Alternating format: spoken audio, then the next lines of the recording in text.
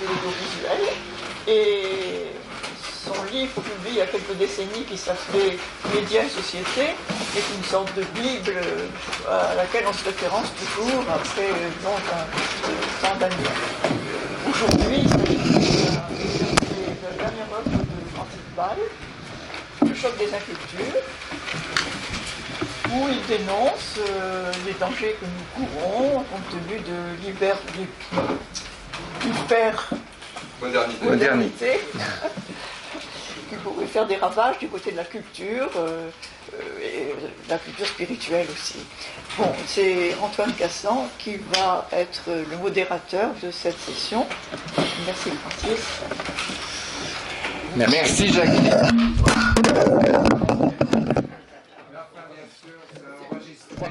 Ça a enregistré les propos de Jacqueline, donc nous n'avons plus rien à dire. Bon, alors, néanmoins, à nos risques et périls, là, non.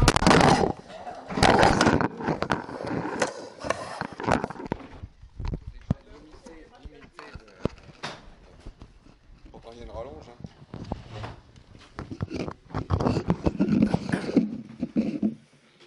Oui, merci Jacqueline Balestier de nous accueillir dans les locaux de l'ALEPS, toujours si hospitalier. Et merci Jacques Cohen pour Euro 92 d'avoir facilité l'organisation de cette rencontre avec Francis Bâle. Francis Bâle est un ami de longue date des milieux libéraux, mais il est avant tout, et nous le savons, un universitaire. Il a même été paré du titre glorieux de vice-chancelier des universités. De Paris, oui, mais bon, en est-il une autre ? Vice-chancelier des universités de Paris, mais une carrière universitaire très centrée sur l'étude des médias et ce qui lui a permis notamment de publier un livre qu'évoquait Jacqueline, un manuel, Médias et société, qui en est à sa 16e ou 17e édition, sans cesse actualisé, et qui fait le bonheur des étudiants.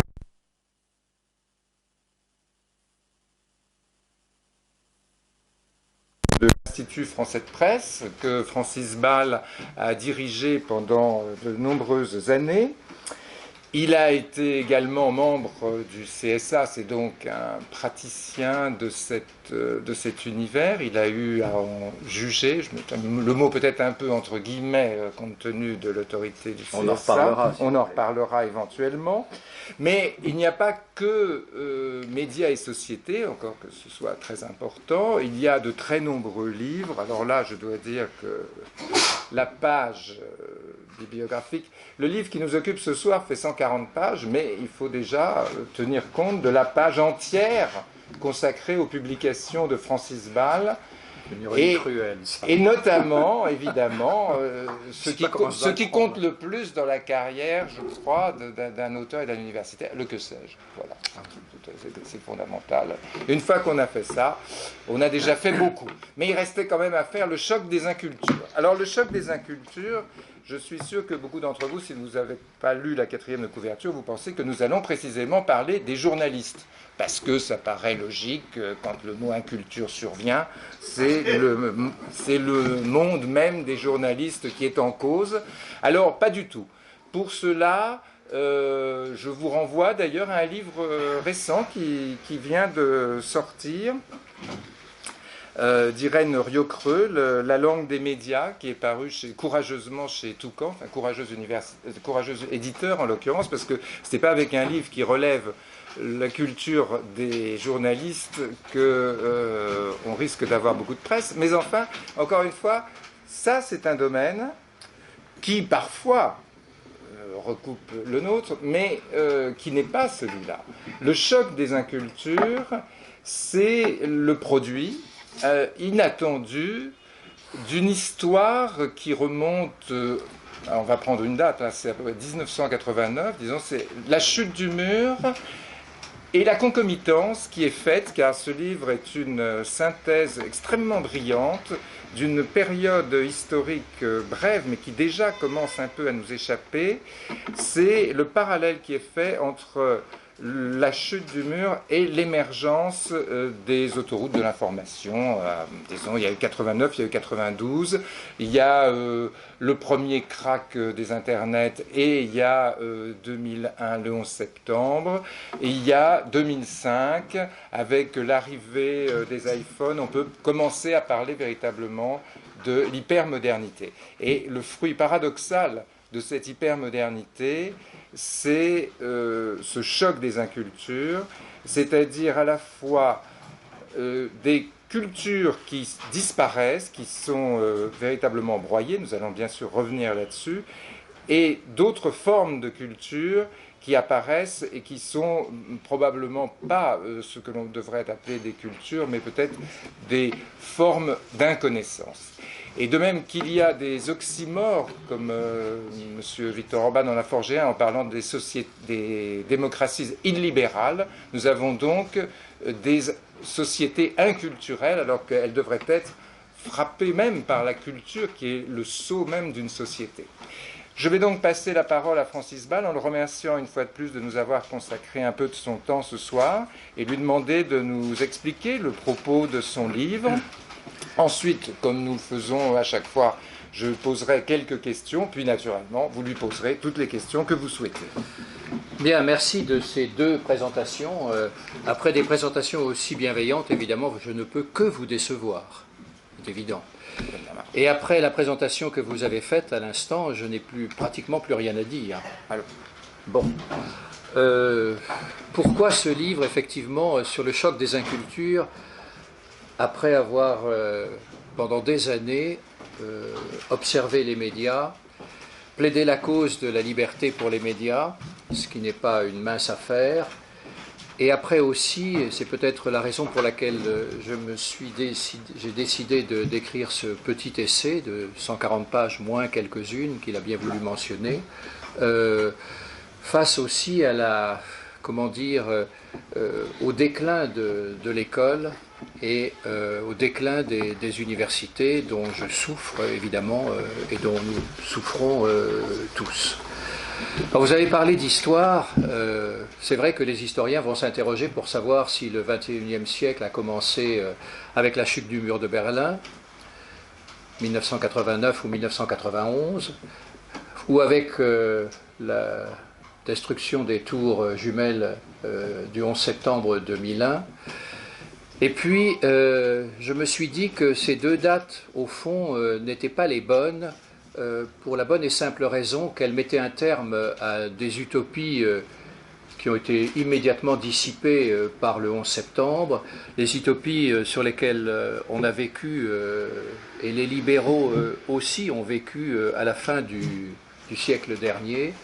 C'est-à-dire, vous y avez fait allusion à l'instant, les autoroutes de l'information sur lesquelles M. Al Gore en 1992 a fondé, a basé sa campagne, persuadé par conséquent que grâce à ces réseaux, tout un chacun allait pouvoir accéder aux meilleurs professeurs, aux meilleurs médecins, etc.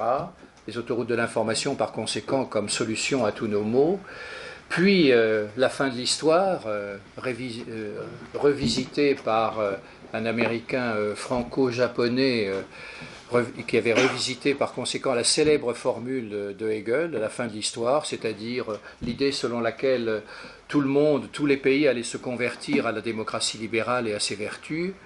Et puis la troisième utopie de la fin du siècle passé, c'était la nouvelle économie. Souvenons-nous de tout ce qu'on disait sur la nouvelle économie, l'idée selon laquelle, grâce aux start-up qui commençaient à naître après 1995, grâce à ces start-up, non seulement on avait trouvé la formule pour laquelle évidemment tous les économistes travaillent, c'est-à-dire la formule qui permettra d'atteindre une croissance indéfinie, sans inflation, sans chômage, sans heurts. Ça, c'était la nouvelle économie. Et non seulement elle nous promettait par conséquent la fin du chômage, la fin de l'inflation, la fin de tous les malheurs, par conséquent, contre lesquels les économistes essaient de lutter, mais elle allait aussi, cette nouvelle économie, grâce aux start-up, nous apprendre à communiquer de façon horizontale, si j'ose dire, et non plus verticale, c'est-à-dire que nous allions tous, au fond, adopter au sein des organisations les plus traditionnelles, publiques ou privées, un mode de relation qui était enfin décrispé, comme on a dit à une certaine époque, décontracté, sans hiérarchie, etc. Souvenons-nous par conséquent de ces trois utopies, la fin de l'histoire, la nouvelle économie et puis les autoroutes de l'information. Évidemment, elles ont été immédiatement balayées, dissipées dès le début du XXIe siècle, notamment après, évidemment, la tragédie du 11 septembre. Alors, j'ai voulu un tout petit peu aussi, c'est la raison pour laquelle, à l'initiative d'ailleurs d'une journaliste, j'ai écrit ce livre parce qu'elle me demandait au fond ce que j'étais en train de faire. Je lui dis, écoutez, j'écris la 17e édition de Médias et Sociétés, je commence à en avoir un peu marre parce qu'il y a beaucoup de choses qui changent, par conséquent je suis obligé de faire des ajouts, de faire des suppressions pour que le livre ne soit pas trop gros. Elle me dit, mais vous pourriez faire quelque chose d'autre. Alors j'ai commencé par lui dire effectivement que j'étais un peu agacé comme libéral par tous ceux qui faisaient du souverainisme leur fonds de commerce, par tous ceux qui faisaient du conservatisme également leur fonds de commerce. Comme libéral, je ne peux pas être souverainiste, je ne peux pas être tout à fait nationaliste, je ne peux pas non plus être tout à fait protectionniste. Non. Un peu agacé aussi par ceux qui considéraient, donc je ne mets pas de nom, mais je suis sûr qu'ici, à la LEPS, où je suis des vôtres à peu près depuis plus longtemps que vous, finalement, presque. Vous étiez parmi les fondateurs. C'est vrai que j'étais un petit peu agacé aussi, je ne mets pas de nom derrière tout ça, par ceux qui considéraient que la mondialisation allait être forcément heureuse, providentielle, par conséquent, nous conduire tous vers un avenir radieux, la fin de l'histoire, et puis la réconciliation enfin des hommes entre eux. Et je me suis dit que je ne me suis pas interrogé sur le fait de savoir si on était aujourd'hui en train de vivre la troisième révolution industrielle ou la quatrième, parce que certains disent ce n'est que la troisième, après la machine à vapeur et après l'électricité, donc 1780-1880.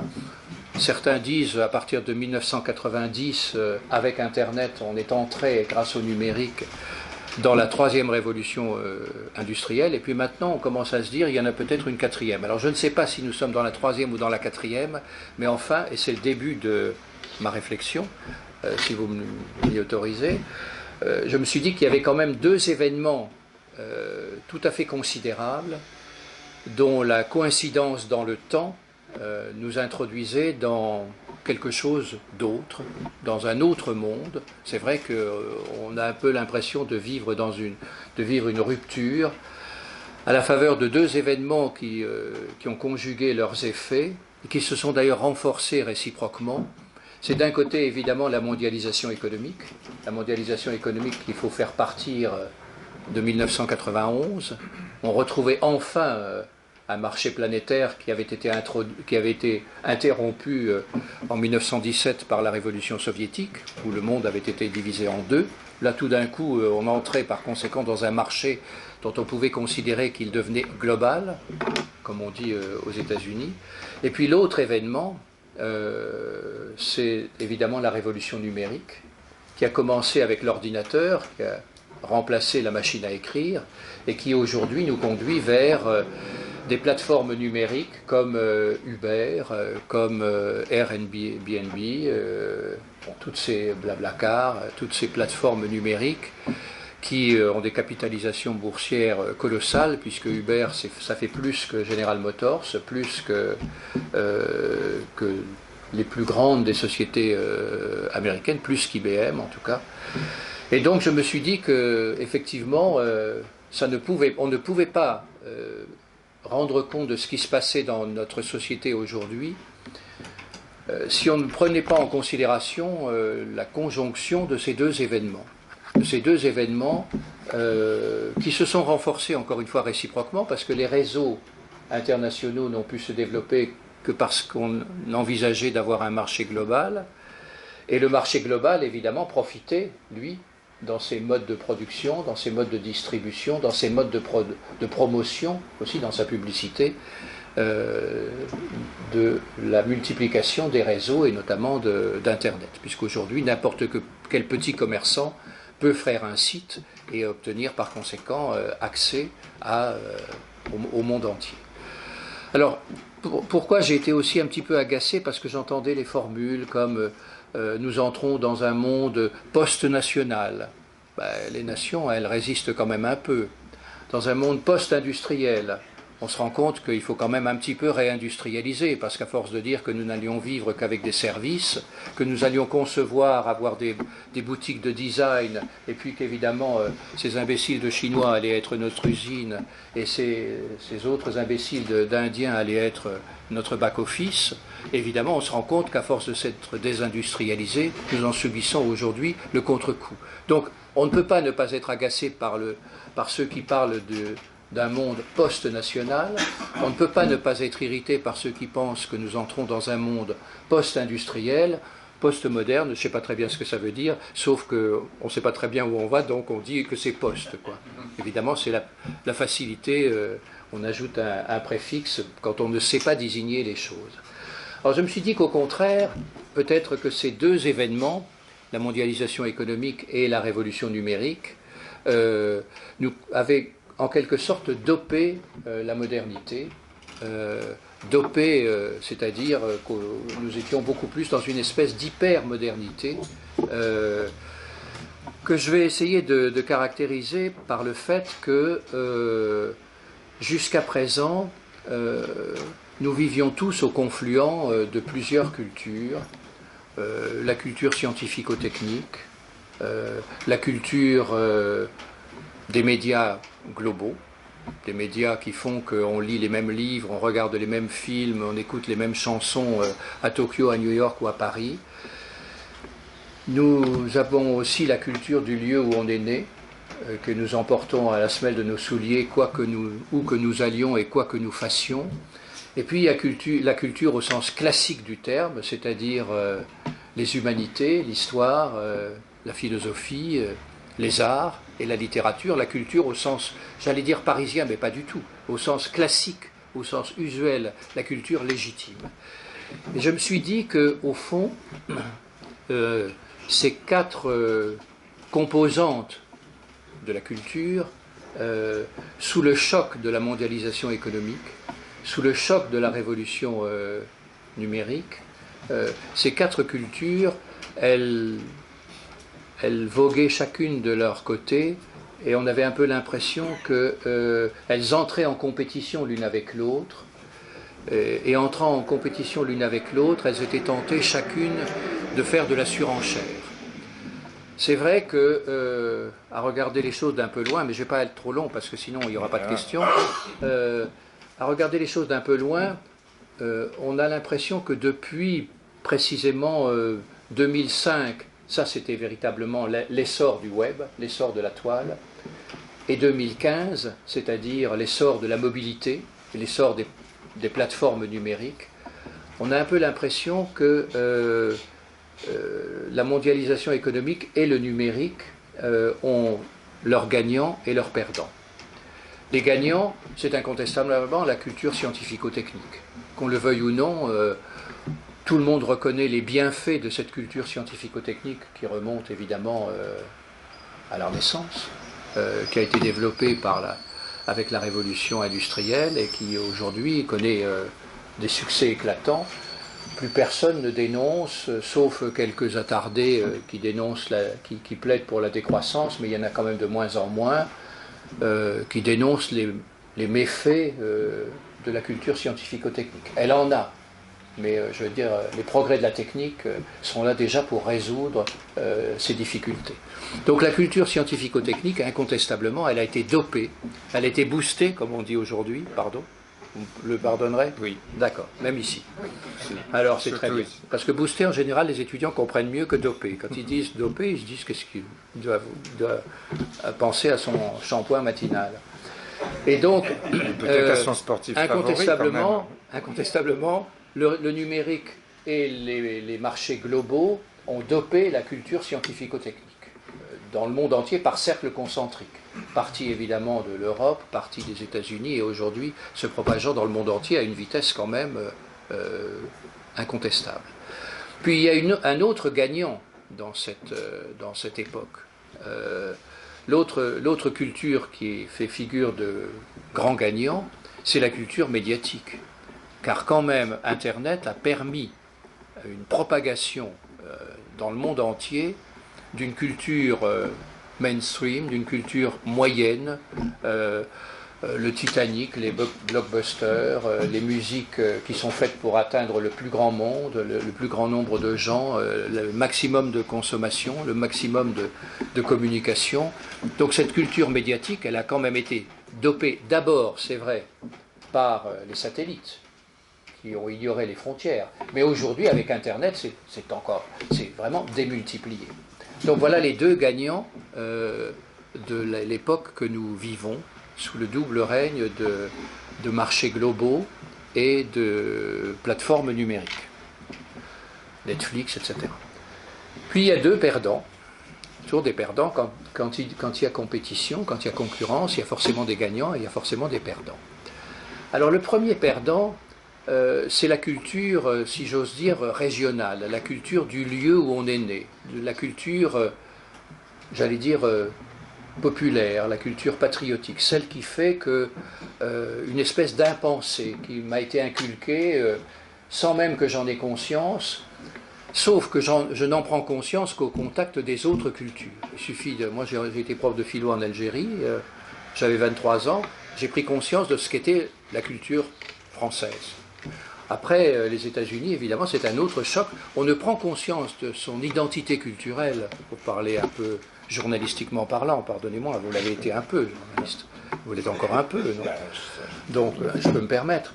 Mais incontestablement, cette culture populaire, on en prend la dimension, on en prend la mesure, on en prend conscience de cette identité que si elle est confrontée avec d'autres cultures, que si on va à l'étranger concrètement, et que si on vit à l'étranger. Là, on se rend compte de ce que ça veut dire que d'être français, on se rend compte qu'on n'est pas tout à fait américain, on se rend compte qu'on n'est pas tout à fait maghrébin, etc.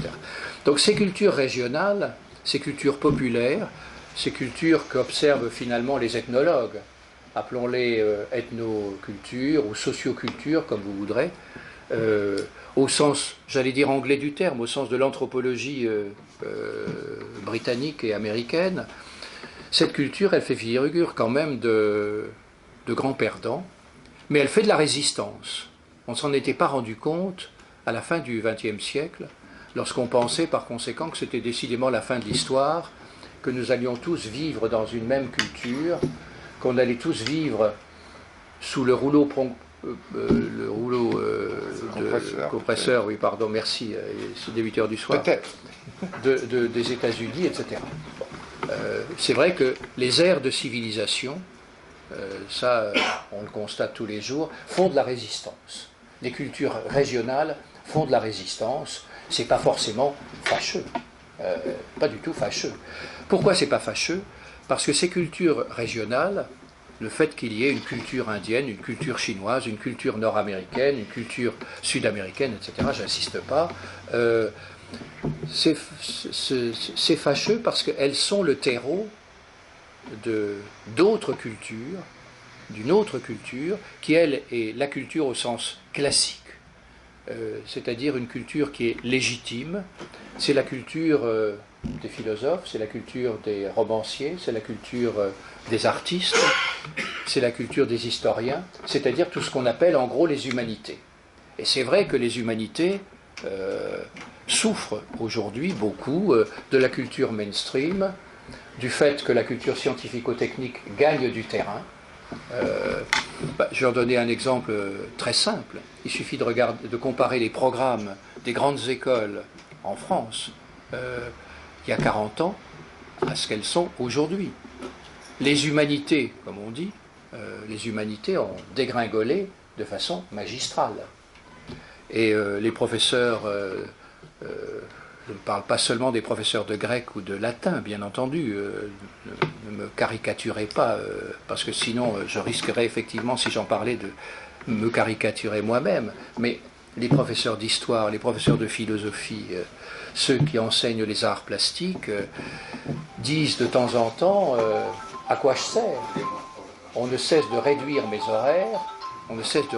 horaires, et en même temps, évidemment, c'est la culture scientifico-technique qui gagne du terrain, de telle sorte qu'on a des gens cultivés qui ne connaissent rien au monde scientifico-technique, ce qui est quand même un petit peu dommage, et on a aussi des grands savants dont on osera dire, pour caricaturer un peu, qu'ils sont incultes, parce que pour eux, Descartes, Platon, Aristote, tout ça, ça n'a pas d'intérêt.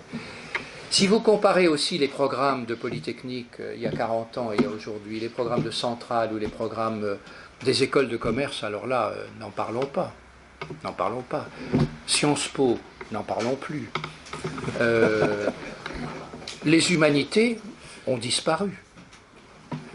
Alors, si véritablement nous vivons dans ce monde où ne sont catalysés, ne sont valorisés, ne sont dopés que la culture scientifico-technique, que la culture médiatique qui fait qu'il faut être dans le coup, il faut avoir vu le dernier film, il faut avoir lu le dernier grand roman, etc.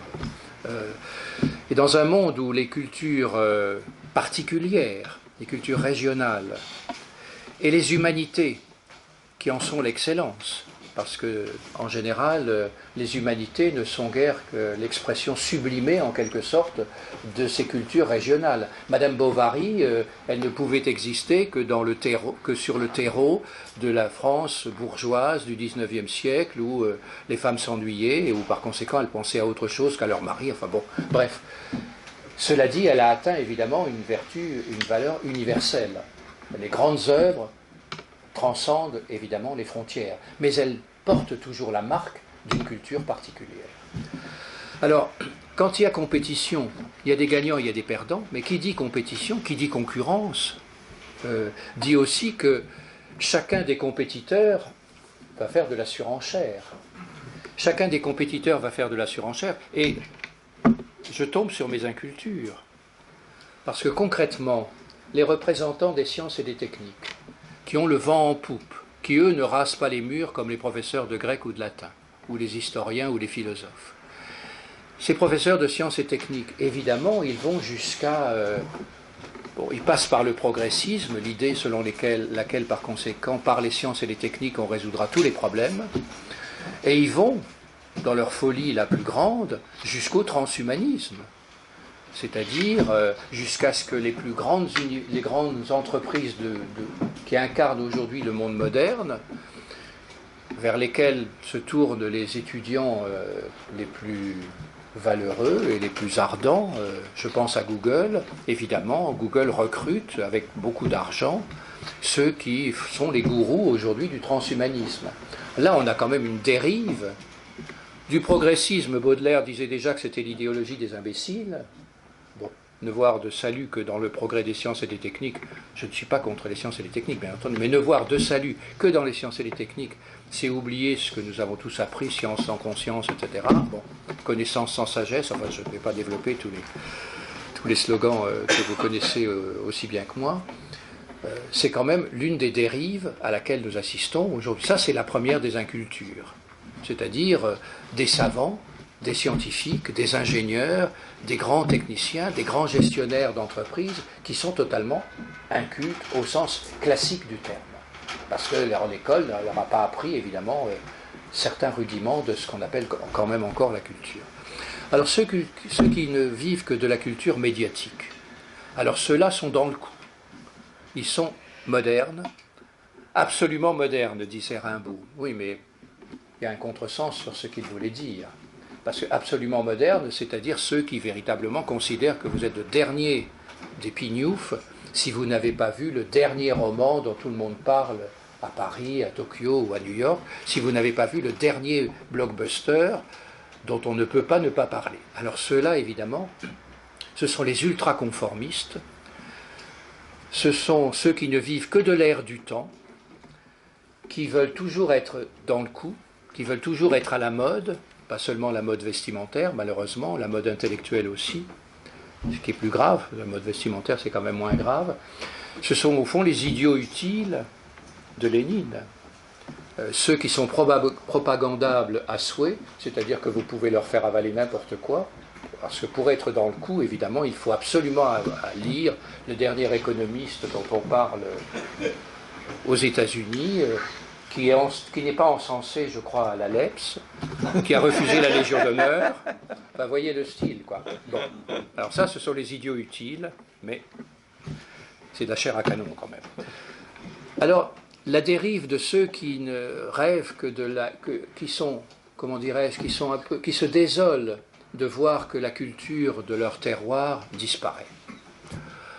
Alors, s'ils poussent le bouchon un peu trop loin, s'ils font de la surenchère, ils développent une identité où ils voient seuls le salut possible.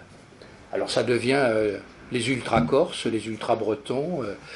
L'identitarisme, ça conduit très très loin. Parce que si ça se drape dans les oripeaux d'une religion, ça devient le salafisme, non pas dans sa version du piétisme, mais ça devient le salafisme dans une version évidemment djihadiste, considérant que véritablement il n'y a pas de salut hors de cette culture. Et si elle se drape dans les oripeaux d'une religion, ça devient évidemment extrêmement dangereux. L'identitarisme, c'est ce que Malouf avait appelé les identités meurtrières il y a déjà pas mal de temps. Alors évidemment, restent ceux qui sont obligés de raser les murs parce que plus personne ne les prend au sérieux et que chaque année on rogne un peu sur les horaires. On commence à en revenir. Ce sont ceux qui peut-être ont la nostalgie d'un mandarinat qui n'a jamais existé, qui rêveraient par conséquent, comme sous Platon, d'être les conseillers du prince, et qui se rendent compte que les princes, évidemment, se moquent totalement de leurs conseils. Ils ont parfois d'ailleurs raison. Alors ils ont le choix, ou bien ils atteignent, grâce aux médias, la gloire de l'Olympe. Ce sont les intellectuels médiatiques. Alors évidemment, ils ne méritent pas tous le titre d'intellectuel, mais ils ont quand même la gloire de la télévision. Passer à la télévision, c'est évidemment la consécration suprême. La consécration suprême, c'est pas d'être professeur au Collège de France, c'est pas d'avoir une chaire à la Sorbonne, c'est de passer à la télévision, le plus souvent possible. Où que ce soit d'ailleurs, chez M. Ruquier ou chez Mme Léa Salamé, enfin je ne sais pas. Alors, s'ils n'atteignent pas la gloire de l'Olympe à la faveur de quelques concessions, de quelques compromissions, on cherchait le mot tout à l'heure. Ah oui, je l'ai déjà reperdu. Oui, de quelques complicités, d'une proximité trop grande avec les médias qui ont des connivences. Voilà, merci. Connivence, Ah, merci ça, de me le c'est souvenir. ça. On l'avait retrouvé on tous les deux, reperdu, et puis on l'a reperdu. Alors ceux qui n'ont pas la gloire de l'Olympe et qui ne se contentent pas finalement du statut d'intellectuel, d'artiste, reconnus par leur père, PAIRS, mais pas par forcément ceux qui détiennent aujourd'hui les clés du succès, ils se replient dans leur jardin, donc ils se replient sur l'Aventin. S'ils n'ont pas l'Olympe, ils ont l'Aventin. Ils cultivent leur jardin. Alors évidemment, ils se mettent à la retraite assez tôt, à partir de 42-45 ans, quand ils ont une chaire, ils se disent de toute façon... mes cours ne servent à rien, j'ai l'impression que mes étudiants, ils sont venus là parce qu'ils ne pouvaient pas aller ailleurs, parce qu'ailleurs c'était plus difficile, donc ils n'ont pas les meilleurs étudiants. Bon. Donc vous voyez tout de suite la catastrophe évidemment vers laquelle on va, avec ces incultures accumulées, entre des scientifiques qui sont devenus fous, des savants fous, pas tous, non mais je caricature, je dis quand il y a compétition, il y a forcément des dérives. Entre ceux qui ne vivent que de l'air du temps, ce qui est quand même un peu... c'est des ultra-conformistes. Il y en a quand même, on en a autour de soi. Ceux qui ne voient de salut que dans l'identité régionale à laquelle ils s'accrochent et parce qu'ils s'alarment de la voir menacée par... Et puis ceux qui se sentent un peu disqualifiés par l'époque, c'est-à-dire ceux qui représentent les humanités. Vous voyez que c'est quand même des incultures qui peuvent s'additionner et qui ne sont pas véritablement à la gloire de notre époque. Bon, nous avons compris, cher Francis Ball, que vous voulez m'arrêter? Oui, m'arrêter. Oui, bon, parce que le portrait un peu désenchanté. Non, que vous pas du tout, parce que vous ne m'avez pas laissé finir. Oui, je ne vous laisse pas finir. Oui. Je ne vous laisse pas finir. Parce qu'il a des questions. Parce que d'abord, nos amis souhaitent poser des questions. Pardon. Ensuite, parce que, ayant lu votre livre, vous avez très bien exprimé ce qu'était la thèse de votre livre, plusieurs thèses d'ailleurs. Non, mais la fin. Allez-y, vous voyez tout de suite où je veux en venir. Où je veux en venir, c'est-à-dire il faut véritablement retrouver pour chacune de ces cultures une juste place. On n'a pas à mépriser la culture régionale, on n'a pas à mépriser la culture scientifico-technique, mais on l'a à la remettre à sa juste place. On n'a pas non plus à laisser tomber, c'est un lâche abandon les humanités, parce qu'il faut les remettre à leur juste place dans les programmes de Sciences Po comme dans les programmes de Polytechnique, et faire comprendre ce que la France malheureusement n'a pas encore compris, que la meilleure des solutions c'est quand même d'avoir dans le premier cycle, c'est-à-dire les collèges à l'américaine, encore un certain équilibre entre les disciplines scientifiques et les disciplines grosso modo littéraires, parce qu'après tout, science sans sagesse, ça conduit quand même un peu à la ruine. Donc mon livre n'est pas du tout pessimiste, mais j'étais pressé de le finir, donc je n'ai pas dit quelles étaient les solutions concrètes. Il faut retrouver une harmonie entre ces quatre cultures, car on n'a pas à mépriser la culture régionale, on n'a pas à mépriser les humanités. Et, nous ne méprisons rien du tout. On voudrait simplement bien savoir à quel pouvoir vous faites confiance pour retrouver cet équilibre. Personnellement, je n'en vois absolument aucun, par définition. Si, parce que les écoles de commerce commencent à réaliser qu'il faut quand même, qu'il n'est pas inutile de réapprendre à leurs étudiants à écrire, à s'exprimer, à leur donner quand même des leçons maintenant d'orthographe, parce qu'ils se rendent compte qu'ils ne savent même pas écrire quelque chose sans faire des fautes d'orthographe, et à leur enseigner quand même ce qui n'est pas totalement inutile, ce qui n'est pas juste le plaisir d'une bourgeoise qui s'ennuie, les grandes œuvres littéraires, les grandes œuvres philosophiques, etc. On commence à réinjecter petit à petit dans certaines écoles de commerce les humanités. Alors je ne sais pas si ça se fait rue Saint-Guillaume, je ne sais pas si ça se fait à l'ENA, mais il faudrait que ça se fasse. Mais on y viendra, probablement. Alors, si on peut reprendre, reprenez. Beaucoup de choses. De toute façon, je ne vous empêcherai pas de reprendre. Non, parce que nous allons reprendre sur l'ensemble.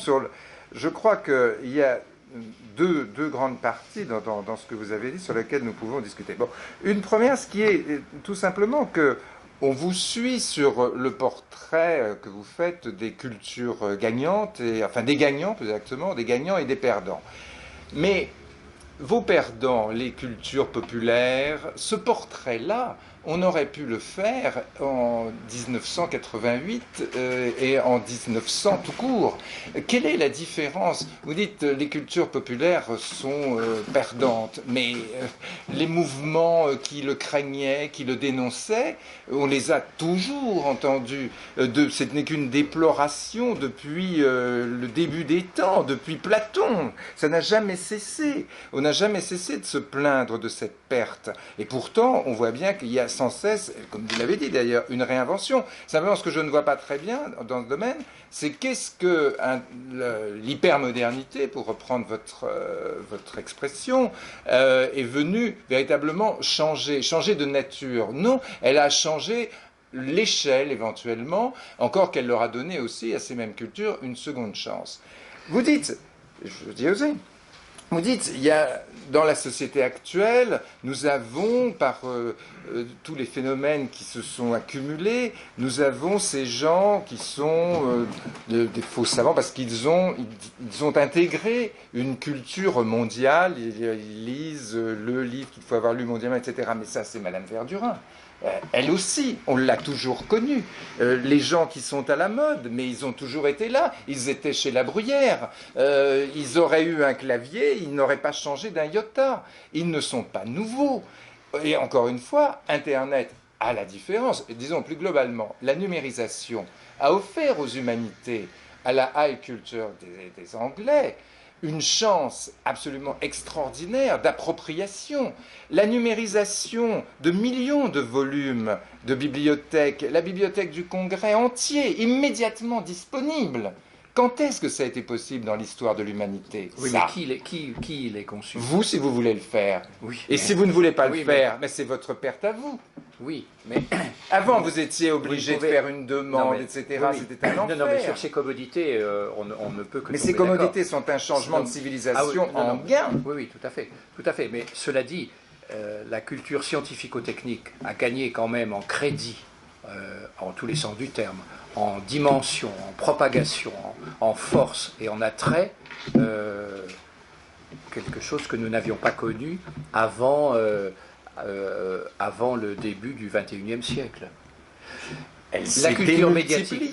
Alors, quand on a vu apparaître les satellites, alors là, évidemment, il y a deux personnages éminents en Europe qui se sont émus devant l'arrivée des satellites, quand ils ont entendu des ingénieurs leur dire « Mais vous savez, désormais, les télévisions, elles ne vont plus être nationales et relayées simplement par des râteaux et par des relais. Elles vont pouvoir enjamber les frontières. » Ces deux personnalités, c'est Helmut Schmidt et Valéry Giscard d'Estaing, qui se sont rencontrés très exactement à la fin des années 70, et s'alarmant devant l'arrivée par conséquent de la télévision transfrontière, on dit mais il faut quand même qu'on réagisse, car nous allons être envahis par la culture américaine. Et qu'est-ce qu'ils ont fait? Ils ont inventé la SET, la société d'édition de programmes de télévision, qui est devenue Arte, c'est-à-dire ils se sont dit, on va faire une chaîne européenne, parce que ça, on ne va pas tuer, on ne va pas tirer sur les satellites, on ne peut pas les éviter. Par conséquent, les signaux vont arriver directement sur le téléviseur de chacun, sans être relayés et renforcés par des relais. Et donc ils se sont mis d'accord en disant, on va créer une chaîne européenne, qui est devenue Arte, c'est-à-dire leur idée à tous les deux, après qu'ils aient été alertés par les ingénieurs, c'est de dire on va offrir à la population européenne la Scala de Milan, le Collège de France, les plus grands concerts de Vienne, etc. Et donc comme ça, on va aider la culture européenne à résister à la culture évidemment forcément médiocre des États-Unis qui va nous débarquer par les satellites. Bon. Alors les satellites ont incontestablement joué des frontières nationales, mais rien à voir avec Internet, rien à voir avec Netflix. Quel est aujourd'hui celui qui produit, je dis bien, les Marseille, dont vous avez vu toute la promotion sur tous les écrans du métro. C'est Netflix. C'est Netflix. Or, aujourd'hui, ces plateformes numériques, petit à petit, gagnent du terrain sur les télévisions qui sont nationales ou régionales. Donc, vous ne pouvez pas nier que la culture médiatique c'est planétarisé, mais à une vitesse colossale, d'abord avec les satellites transfrontières, mais alors avec la télévision transfrontière, comme on disait quand j'étais au CSA, et puis aujourd'hui avec les plateformes numériques. Mais si vous voulez et donc, retrouver... la culture scientifico-technique, elle a gagné tellement de terrain que les programmes des grandes écoles, vous n'avez qu'à regarder, vous n'avez qu'à faire une comparaison entre l'après 45. Ça c'est vrai. Mais moi, je remercie, je suis très reconnaissant à monsieur. Oui, non, mais vous faites l'avocat du diable, vous avez raison. D'avoir créé la SET puis Arte, c'est très bien. Mais cela dit, bon... Elle n'est pas devenue européenne, d'ailleurs. Elle n'est toujours pas européenne. Elle a vocation à devenir européenne. Mais peu importe. Mais je constate que aucun chef d'État n'est venu s'occuper de créer YouTube, dont tout le monde se fiche de la gueule, alors que vous pouvez trouver tous les concerts qui ont eu lieu, je ne parle pas des concerts de rap, de tout ce que vous voulez, non, les concerts de Maria Callas, les concerts de tous les artistes, les plus grands artistes du monde, qui ont été sur toutes les scènes, les concerts, les opéras sont là gratuitement par tout le monde. Entre la possibilité d'accéder et le fait d'accéder, il y a quand même un fossé. Mais c'est là. Qui est-ce qui regarde? Ceux qui ont appris à l'école à regarder. Dites-moi ce que vous avez appris à l'école, je vous dirai quel est votre programme de télévision ce soir. Par conséquent, si vous n'avez pas été je vais passer initié, la parole. Je vais passer la parole, mais justement, si ça vous fait n'avez le pas été lien. initié au Ça fait le départ- lien. Vous dites l'école. Vous dites que parmi les perdants, évidemment, évidemment, oui, bien sûr, comme toujours, il y a la France. Vous le dites. Hein. Vous n'utilisez pas l'expression, mais le soft power français, c'est vrai, il ne se porte pas très bien, c'est clair. On ne peut Bon, pas dire, non. mais il y a la France. Oui, il y a la France. Mais bien sûr qu'il y a l'école française, mais parce qu'il y a le système d'éducation français. Qu'est-ce que vous voulez faire contre ça? On n'y peut rien. Jadis, on disait, mais non, mais c'est l'expression de Jacques Le Sourne, la France est une Union soviétique qui a réussi. Eh ben non, il n'y a pas d'Union soviétique qui réussisse. Donc c'est pas possible. Donc la France n'a pas plus réussi comme Union soviétique que l'autre. Elle s'effondre tranquillement. Et maintenant, je passe la parole. Je passe la parole à la salle. Allez, cher ami. Et moi, je suis en plein dans tout ça, puisque je suis... Oui, nous avons un auteur, un éditeur, un traducteur. Que la série Ah, c'est moi, désolé. est en train de passer sur France 3, et je suis dans tout ça. Un auteur à grand succès, qui s'appelle Connelly. Ce dont vous parlez, ce qui me semble, c'est que c'est les relais... c'est l'école napoléonienne qui a disparu. C'est-à-dire tout un édifice qui faisait que, pour être bien, pour être dans le pouvoir aussi, il ne faut quand même pas l'oublier, il fallait avoir fait ceci, ceci et cela. Avec l'arrivée de tous ces... Moi, je suis d'accord avec ce que tu racontes. C'est vrai que tout est accessible. Là où vous avez raison, c'est qu'effectivement, les relais indicateurs, c'est-à-dire... on le voit dans les critiques de journaux ont de moins en moins d'impact sur les ventes. Non, mais c'est un phénomène très important. Il y a toujours des ventes, mais de moins en moins, on s'intéresse à ce que peut dire d'un livre ou un journal qui était réputé, etc., etc. La crise de l'édition est en partie due à ça, au fait que des gens maintenant peuvent s'éditer eux-mêmes. Il y avait tout un relais de recommandations qui venaient des maisons d'édition qui commencent qui sont véritablement en danger en ce moment. C'est plutôt l'échec français, mais là je suis absolument d'accord. Ne pas oublier, par exemple, vous parliez de Netflix, etc. Ils ont inventé quelque chose de tout à fait étonnant, qui est le roman en série. Il y avait jusque-là des séries télévisées il y avait simplement un épisode à chaque fois, c'était complètement différent. Maintenant, vous avez le phénomène de la saison, qui fait qu'une histoire est racontée en 10 ou 15 épisodes. C'est une technique romanesque. C'est complètement nouveau par rapport à ce qui se faisait avant. Grâce à la technique. Merci pour ce Voilà. témoignage. Monsieur, vous aviez une question. Oui, j'ai une question. J'ai lu votre livre avec beaucoup d'intérêt. Il m'a semblé que très souvent vous mettiez l'accent sur les limitations qui vous paraissaient nécessaires au règne du marché, de la concurrence, de la liberté. Alors avec des arguments avec lesquels tous les libéraux ne sont pas forcément d'accord, mais en revanche, vous ne parlez jamais des limitations nécessaires à l'interventionnisme public, sauf une fois ponctuellement sur l'école. Or, en France, par rapport au monde développé, la culture, l'information, les médias sont surrégulés et font l'objet d'un interventionnisme public massif. Alors, quelles devraient, à votre avis, être les limites à cet interventionnisme public? Oui, c'est vrai. Pour ce qui concerne en tout cas les entreprises d'information, la presse, la formule qui fait florès parmi les journalistes, c'est de dire ce ne sont pas des entreprises comme les autres. Alors dire que ce ne sont pas des entreprises comme les autres, c'est extrêmement dangereux, parce que ça veut dire qu'on sollicite des subventions, on sollicite des protections, et on n'accepte pas le verdict du marché. Or, normalement, le journal qui fait faillite, il ne doit pas être subventionné, il ne doit pas être sauvé par l'argent public. Il n'y en a plus, là. Quant à la culture, alors là, on l'a valorisée de façon extrêmement perverse, parce qu'on l'a valorisée afin de la mieux subventionner, c'est-à-dire afin de la mieux soumettre. C'est vrai que je n'ai pas beaucoup abordé cette question, alors qu'au fond, il faut reconnaître que dans le domaine de la culture, il y a deux régulations. Il y a la régulation du marché, c'est le verdict.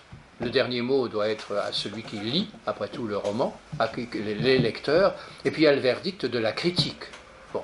Or, la critique, elle est dérégulée, et le marché, on considère que véritablement, ce n'est pas un bon régulateur. C'est-à-dire qu'il suffit qu'un livre ait du succès pour qu'on dise que c'est un livre commercial.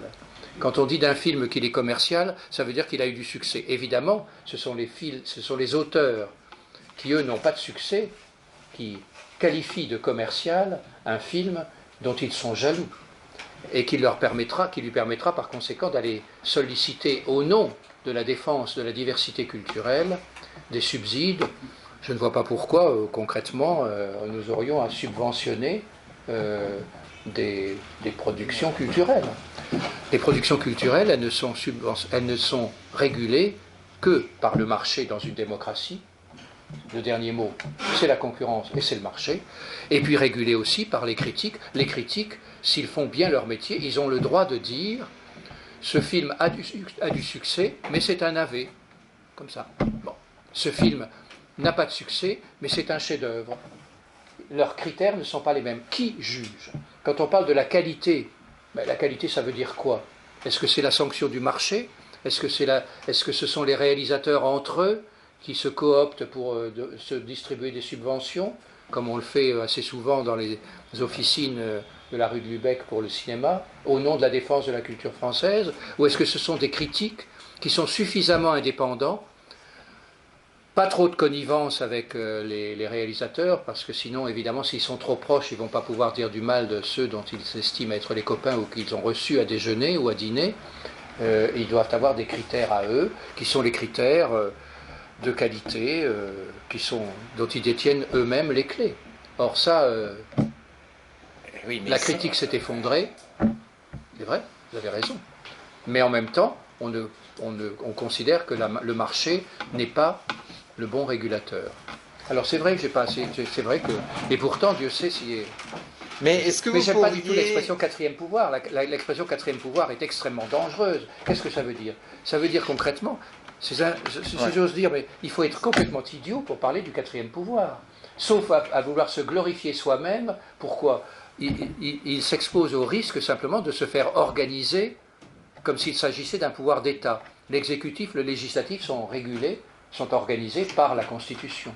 L'autorité judiciaire aussi. Il y a 3 pouvoirs, mais il n'y a pas de quatrième pouvoir. Le quatrième pouvoir, il est... Et en France, il y en a un seul. Hein. Bon. Alors, si vous me permettez... mais ça, c'est parce que les 3 avant autres... de redonner la... C'est parce que les 3 autres ont failli. Il y a deux qui sont totalement subordonnés. Toute plaisanterie mise à part, il y a un seul pouvoir, c'est l'exécutif. Ah oui. Jamais le Parlement n'a absolument aucun pouvoir sur la Ve République. Oui, rien n'est... Quant à la justice, c'est une autorité déléguée, c'est dans la Constitution. Mais ben bon, on n'a pas suffisamment... C'est pas le débat, c'est pas le débat de ce soir. Mais... parce qu'on n'a pas suffisamment étudié les grands auteurs. C'est vrai que ça reste un vrai problème. On étudie M. Piketty, mais pas Montesquieu. Et alors, étudions, je vous pose tout de suite la parole, je vais juste faire je vous donne tout de suite la parole, mais je vais faire une transition, parce qu'il y avait une question que je voulais vous poser et qui rejoint ce que je disais. Parce qu'il y a quand même un auteur qui plane, dès qu'on parle de l'école, un auteur de grande qualité, mais qui est objectivement un conservateur, qui est Alain Finkielkraut. Hein. Et vous le citez, quand on parle de l'école... Pourquoi ne pas conserver ce qui mérite d'être conservé? Non, mais je bien dit, quelqu'un de qualité. C'est un réactionnaire. C'est pas un conservateur. C'est un réactionnaire, oui, c'est un nostalgique. On peut être conservateur de ce qui mérite d'être conservé. Mais vous le citez... Pour un libéral. Mais vous le citez de ce qu'il peut dire de pire. Mais quand il dit, vous le citez, la logique de la consommation détruit la culture. Mais alors, dès que Gutenberg, quand il invente l'imprimerie, il a donné ses livres, etc. Enfin, c'est absurde que ça. Non, c'est lui qui dit ça. Oui, mais vous le citez avec faveur. Monsieur, allez-y, je vous en prie. C'est parce que, écoutez, on choisit ses ennemis, on ne choisit pas ses amis. C'est vrai. Moi, je trouve votre présentation tout à fait remarquable. Mais allons jusqu'au bout du raisonnement. Aujourd'hui, c'est le quatrième pouvoir qui a pris le pouvoir. Ah ben ça oui. Voilà. C'est parce que les autres ont failli. Votre raisonnement, moi, je pense, n'est pas tout à fait exact. Aujourd'hui, tout le monde, y compris l'exécutif, est soumis au quatrième pouvoir. Vous voyez bien que ce qui se passe actuellement, c'est l'opinion à travers ce quatrième pouvoir qui juge. Vous avez le président de la République lundi qui était à France Culture. Vous avez le Premier ministre qui vient régulièrement sur le plateau de TF1 ou de Antenne 2 à 20h. Donc en vérité, mais jusqu'à présent personne n'a osé le dire clairement, et vous le formulez sous cette forme-là, je pense, c'est ce quatrième pouvoir qui aujourd'hui a le pouvoir. Oui, sous cette réserve il faut garder, ils ont un pouvoir d'influence.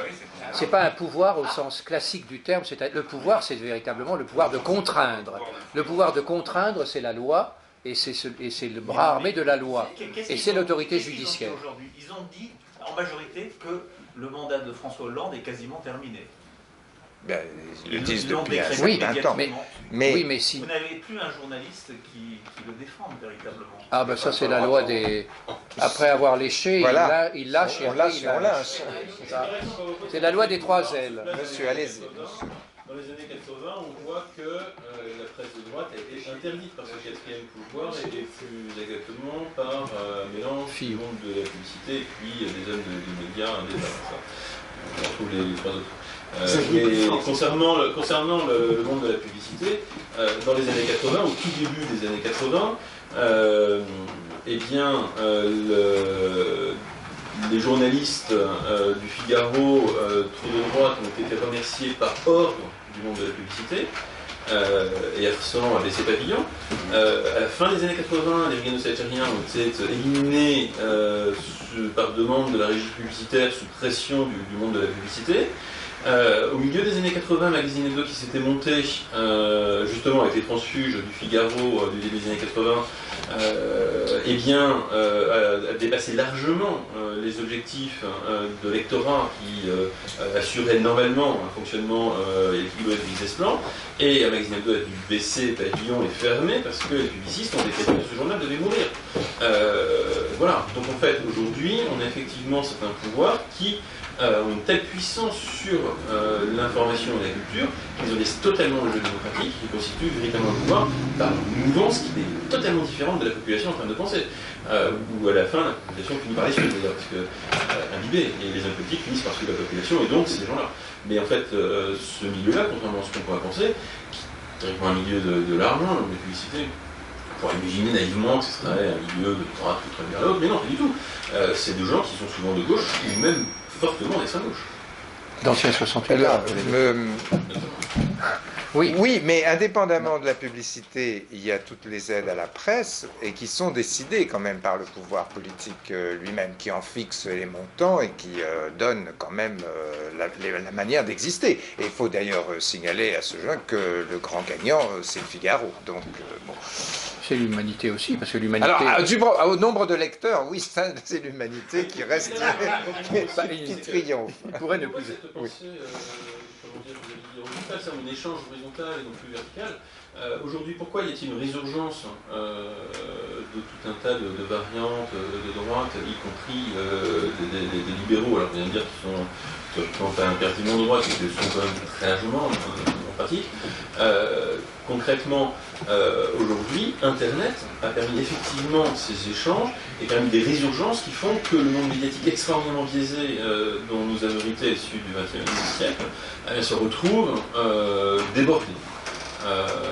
Et donc on voit ce nombre de résurgences puisque la population revient assez naturellement à des choses qui lui semblent plus équilibrées, qu'elle avait abandonnées sous la pression et que là elle a des vecteurs pour réadopter.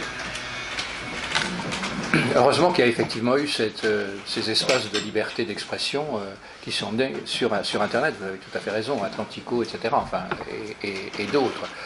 Normalement, une entreprise de presse, si elle était une entreprise comme les autres, ne devrait être soucieuse que d'une chose, c'est du succès de son crédit, c'est-à-dire du succès qu'elle remporte auprès de ses lecteurs, et du fait que par conséquent elle exprime bien ce que les lecteurs attendent du journal.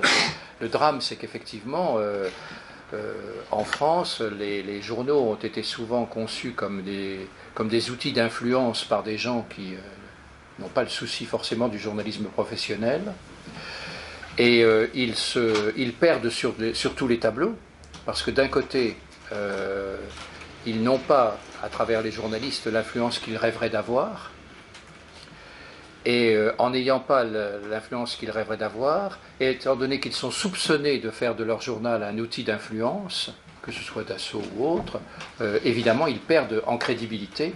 Et quand on perd en crédibilité, on perd aussi en lecteurs. Donc ils perdent sur tous les tableaux. Ils n'exercent pas l'influence qu'ils rêveraient d'exercer, et ils perdent des lecteurs, donc ils perdent aussi de l'argent.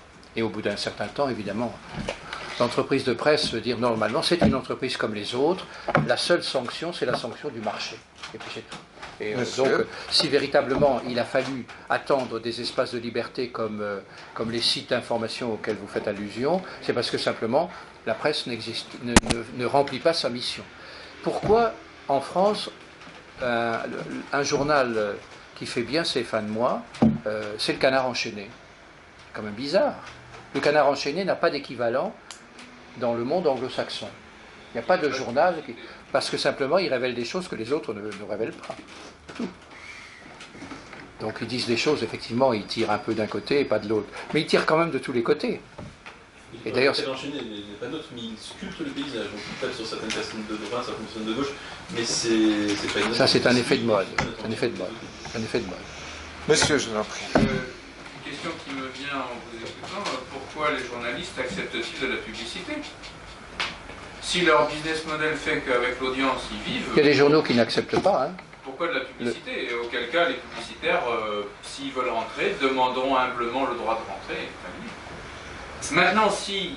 Parce qu'ils n'ont pas beaucoup de lecteurs. Ah oui, mais si partir des grands business models, c'est la publicité, alors il ne faut pas se plaindre que le publicitaire, lui, il cherche son intérêt. Enfin, si on se met dans la main du publicitaire, le publicitaire vous étranglera, c'est logique. Normalement, il ne faut pas se mettre dans la main du publicitaire. Voilà, c'est ça la question. Le publicitaire, mais le modèle de la presse...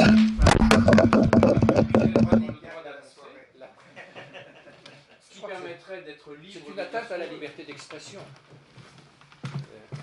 Une atteinte caractérisée à la liberté d'expression. Le publicitaire vous dira que votre article mal pensant est une atteinte à sa liberté de publicité et que ça fait du mal à sa publicité. Il est tout à fait cohérent, lui. Oui, mais enfin, il y a des dispositions qui peuvent être prises. Par exemple, quand le journal Le Point parle de son actionnaire ou des activités de son actionnaire, et il signale entre parenthèses, Le Point est actionnaire de... Enfin, Monsieur Tartampion est actionnaire du Point. Bon, il y a des procédés quand même qui sont de l'ordre de la déontologie. Non, bien sûr. Mais la déontologie journalistique, je regrette, mais la déontologie journalistique, elle a été poussée beaucoup plus loin dans le monde anglo-saxon que dans le monde quand même continental européen. C'est-à-dire, ne serait-ce que par la distinction entre les faits et les commentaires déjà, mais après, dans le Faut-il rappeler par qui le Figaro a-t-il été payé dans les années 1900? Mais encore une fois, c'est une singularité française. C'est une singularité française. Le Washington Post n'est pas payé par qui que ce soit. Les journaux américains ne dépendent pas du monde des travaux publics ou du monde de l'armement, si vous voulez des détails. Je veux dire, et le monde des travaux publics et le monde de l'armement, probablement qu'il a mis ses billes dans la presse, pas tout à fait sans arrière-pensée. Et il est obligé quand même de composer un tout petit peu avec le gouvernement en place parce qu'il y a des contrats derrière. Or, une presse véritablement indépendante ne devrait pas, évidemment, par souci de ne pas avoir de conflit d'intérêts, une presse véritablement indépendante qui permet par conséquent à ces journalistes de faire leur métier selon des codes dont ils détiennent eux-mêmes les codes, si j'ose dire. Une presse indépendante ne devrait pas avoir une trop grande proximité avec le monde qui lui a une proximité trop grande avec l'État et avec les banques. Bon, tout le monde sait comment la privatisation de la télévision, qui a été une vaste imposture après 82 en France, s'est faite. C'était une fausse privatisation, puisque concrètement ce sont les copains du régime qui ont bénéficié des chaînes de télévision. Alors après, vous me direz, en 86, ça... les copains du régime. Oui, voilà. Il faut être honnête. Un coup à droite, un coup à gauche. Oui, bon, enfin, ça c'est pas tout à fait... les patrons de Netflix se foutent pas mal de... Et quand le patron de Google est devenu l'un des conseillers d'Obama, l'un des conseillers économiques d'Obama, l'un des 12, l'Amérique a hurlé et finalement il s'est retiré de ce comité. En se disant que son entreprise, elle passait avant, évidemment, Alors que M. Obama consulte, etc., c'est tout à fait normal, mais que le patron de Google soit l'un des conseillers d'Obama, c'est quand même un peu gênant. Et il a immédiatement retiré il a démissionné de ce poste. Bon. Pas de confusion des genres. Encore une ou deux questions peut-être, et sans ça, Robert, vas-y. J'avais une question sur le fait que le verdict du marché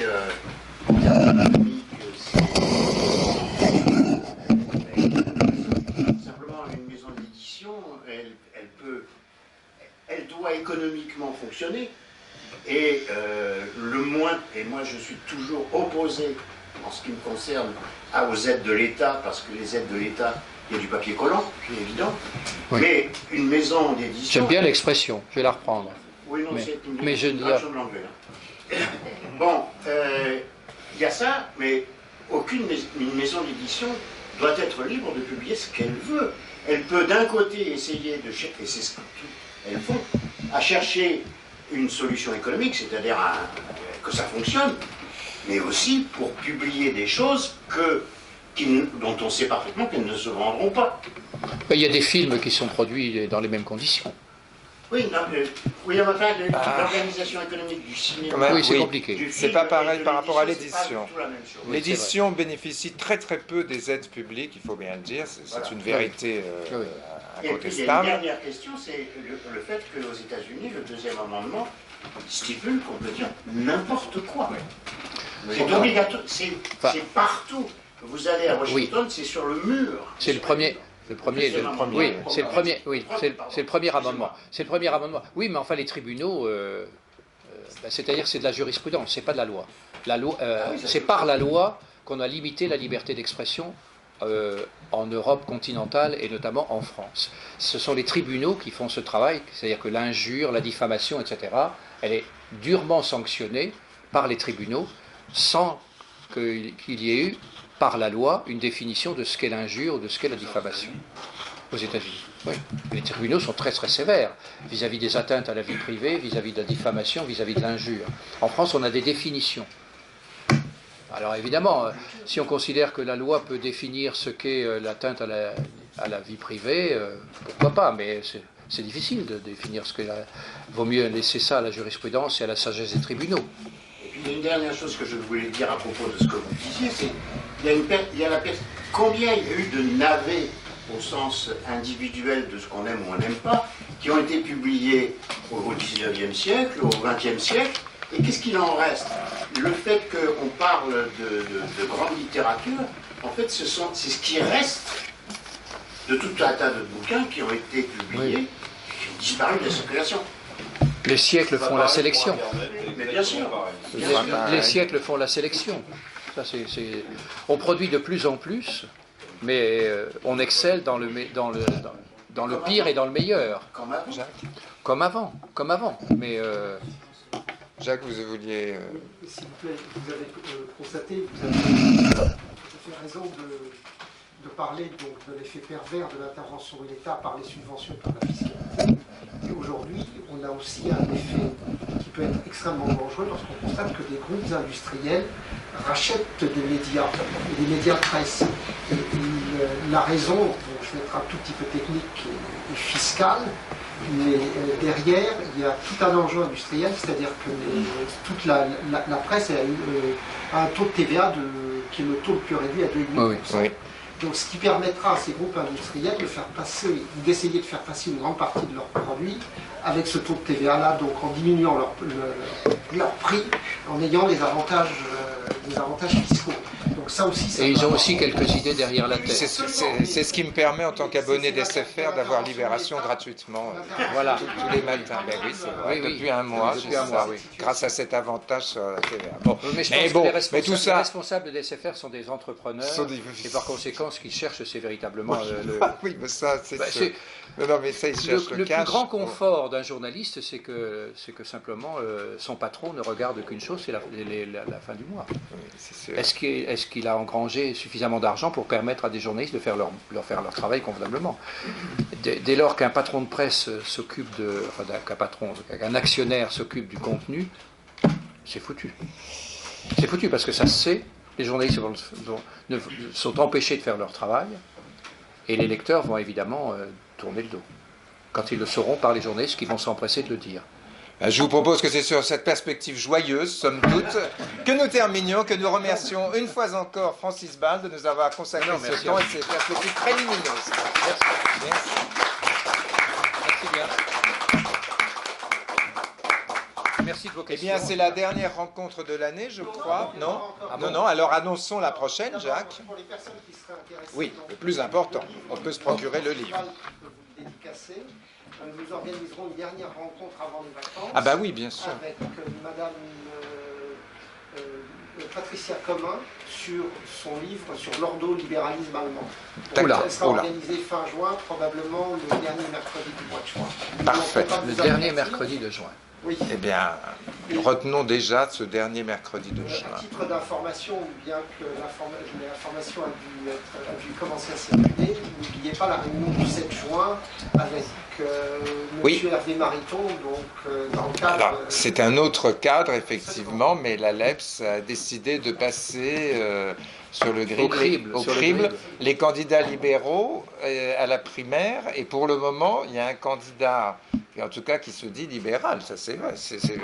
Hervé Mariton, Il a accepté et donc, de- et qui a accepté l'invitation de la LEPS, et qui viendra donc le 7 juin.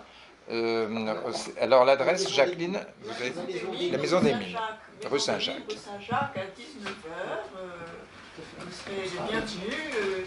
Il faut vous inscrire, Olivier. Oui, il faut vous inscrire sur billet web, BI2LET WEB, et vous tapez Hervé Mariton et vous tombez sur la conférence du 7 juin. Donc voilà, et puis il faut signaler quand même que François Fillon a accepté aussi pour le 5 septembre, mais on vous tiendra au courant d'être lui aussi passé au grill de toutes ces associations libérales. Voilà. Eh bien, ça n'est pas rien que cela. Bon, très bien. Que de perspectives. En attendant le choc des incultures, voilà, vous pouvez vous le faire signer. Merci beaucoup.